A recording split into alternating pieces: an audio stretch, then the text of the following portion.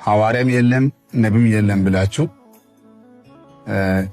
ይህን ሜሴጅ ያስተላልፋችሁ የትኛው የቸርች መሪዎች ዛሬ ነገ ሳትሉ በዚህ ጉዳይ ላይ ድጋሜ የይቅርታ ማስገባት አለባችሁ። አባት ነው። አባት ልጅ መሆን ያለበት ትናንትና ስናወራው የነበረው እውነት ሰው እንኳን ያታዘበናል። ስለዚህ አይምሮ እያወቀ ልብ እያወቀ በአንድና በሁለት ሰው ጥላቻ ምክንያት ነብይና ሐዋርያ የለም ብላችሁ መናገር በብዙ የለባችሁ። በእናንተ እጅ ካሉ ሰዎች መካከል በርካታ የተቀቡ ሰዎች አሉ፣ የሚቀቡ ሰዎች አሉ። አሁን ለኢትዮጵያ ከፍታ ጊዜ የመጣ ነው።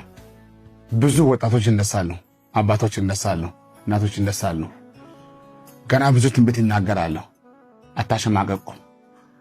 በእጅ ያለው ህዝብ አታሳስት። ጥሩ አይደለም።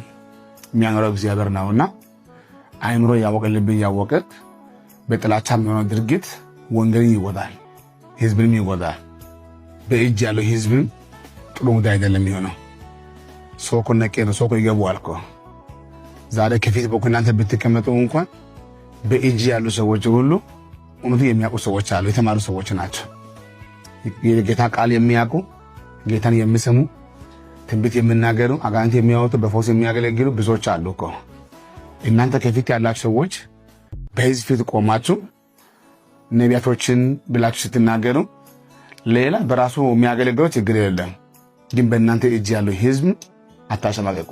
ጌታም አይደሰትም። ይሄ እንደ ሀገር ሳየው ክሳራ ነው፣ እንደ ኢትዮጵያ ሳየው ክሳራ ነው፣ በክርስትና አይን ሳየው ያሳፍራል። ስለዚህ ከአባት እንደዚህ አይጠበቅምና ሰውን ደፋር አታደርጉ፣ አሕዛቦችን ደፋር አታደርጉ፣ ለአሕዛቦች መላገጫ አትሆኑ። ስለዚህ ይሄ ጉዳይ ጌታም አይወድም። በእናንተ ላይ በቤታችሁ ላይ በህይወታችሁ ላይ በእድሜያችሁ ላይ ጌታም በዚህ ጉዳይ አይደሰትምና የሚሆነው ጉዳይ አይታወቅም። ለአንዳንድ ሰው ማይቢ አይታወቅም። መጥፊያ ጊዜ ደርሷል ብዬ ነው የማስበው።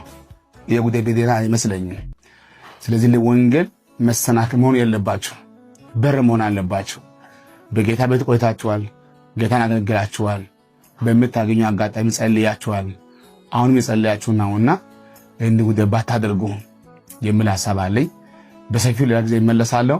ቀናችሁ ይባረክ። ግን ዛሬ ነገ ሳትሉ ከሰው ጋር ሳይሆን ከጌታ ጋር የምትጣሉ እንዳይሆን ነው። እኔ ከምንም በላይ ይሄ መከለክናት የመንግስት ህግ ባይኖር እንኳን ጌታ ግን በዚህ ጉዳይ ደስተኛ አይደለምና እናንተ አባቶች እንወዳችኋለን። እኛም ከእናንተ የመጣን ሰዎች ነንና እናውቃለን። ሁላችን ከየት እንደመጣ እናውቃለን። ስለዚህ ክፉ ጉዳይ ከአባት አፍ ባይወጣ ይሻላል። ልጅ ቢሆን እንኳን ልጁ ያደገ ነውና ልጆቻችሁ ለምን ትገላላችሁ? አታድርጉ። እንደዚህ መልካም አይደለምና ስለዚህ እናንተ አባቶች እንዳማረባችሁ ኑሩ፣ እንደ አባትነት ኑሩ። ልጅ መሆን አያስፈልግ። ለሁላችንም በእንዚህ ጉዳይ እኔ በራሴ በጣም አፍሬያለሁ። በጣም ያሳፍራል። እንግዲህ በዚሁ አጋጣሚ ደግሞ ማበስራችሁ ነገር የእግዚአብሔርን ጸጋ እንዲህ ባለው ከኦንላይን አገልግሎት በተጨማሪ በአካል የእግዚአብሔርን ቃል የምንማርበት ተሰባስበን ደግሞ ጌታን የምናመልክበትን ስፍራ እግዚአብሔር በቅርቡ እንደሚሰጠንና በዛ ስፍራ እየተገናኘን በቋሚነት የእግዚአብሔርን ጸጋ አብረን እንደምንከፋፈል እንደምንማማር ከዛ ባሻገር ደግሞ የሶሻል ሚዲያ ፕላትፎርሞቻችንን ልታገኙ እንደምትችሉም በዚሁ አጋጣሚ ቤተሰብ እንድትሆኑ እንድትቀላቀሉ አንዱ አገልግሎት እሱ ነውና የዩቲዩብ፣ የፌስቡክ፣ የኢንስታግራም፣ የቲክታክ ገጾቻችን አሉ። በማህበራዊ ሚዲያ ኦፕን ሄቨን ክራይስት ቸርች ይላል። እሱን ሰብስክራይብ በማድረግ ፎሎ በማድረግ አብረን እዛም ደግሞ እንዲሁ ጸጋ እንድንከፋፈል እንደ ጌታ ፈቃድ ደግሞ እንዲሁ የዙም አገልግሎትም በቅርብ ቀን እንጀምራለን፣ አብረን እናገለግላለን። እነዚህን ሁሉ እንግዲህ በእግዚአብሔር እርዳታ ከጌታ ምሕረት የተነሳ ሁሉ የሆነ ነው። በተጨማሪ ደግሞ ለዚሁ ለኦፕን ሄቨን ሚኒስትሪ ተብሎ እየተሰራ ያለ ስፔሻል ኤዲሽን የመዝሙር ስብስቦች አሉ። ከ15 ዓመት በላይ የቆዩ በተለያየ ኮሌክሽን የነበሩ መዝሙሮች እነሱ በአንድ ላይ በማድረግ እንዲሁም አዳዲስ የተወሰኑ መዝሙሮችን በመጨመር በቅርቡ የሚወጣ ፕሮጀክት አለ። እንደ እግዚአብሔር ፈቃድ ደግሞ እንዲሁ ኦፕን ሄቨን ወይም የተከፈተ ሰማይ የሚል የመጀመሪያ መጽሐፍ በዚሁ አጋጣሚ ወደ እናንተ የምናደርስ ይሆናል። ስለዚህ ይህንን ሁሉ ያደረገ ጌታ ነው። ኢየሱስ ጌታ ነው። ዝግጁ ናችሁ?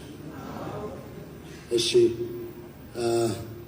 ዘማሪና አገልጋይ ቴዎድሮስ ታደሰ ዛሬ ከኔ ጋራና ከዚህ ከቅዱሳን ፊት ለአገልጋዮች በሚጸልይ ጊዜ የሚገቡትን የቃል ኪዳን በሕዝቡ ፊት ትገባለህ ማለት ነው። ኢየሱስ ጌታ ነው። ዝግጁ ነህ? ዝግጁ።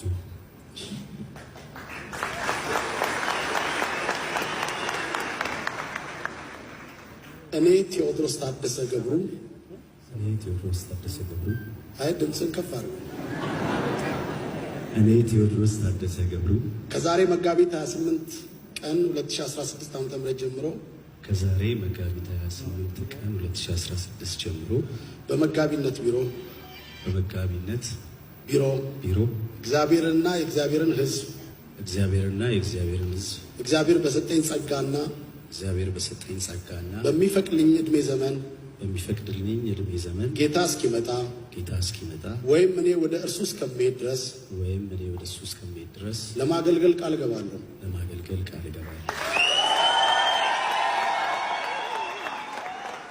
የእግዚአብሔር ፈቃድ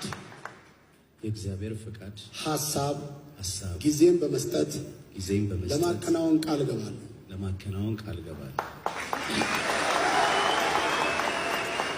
ብድራቴን ከጌታ በመጠበቅ በሙሉ ኃይሌ የታላቁን ተልእኮ ለማከናወን ቃል እገባለሁ።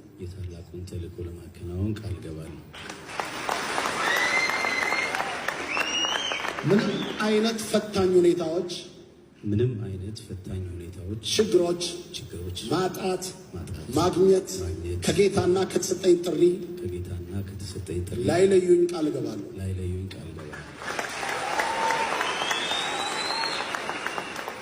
በተገለጠ ሕይወትና የጌታን ፈለግ በመከተል ለመንጋው ምሳሌ ለመሆን ቃል እገባለሁ።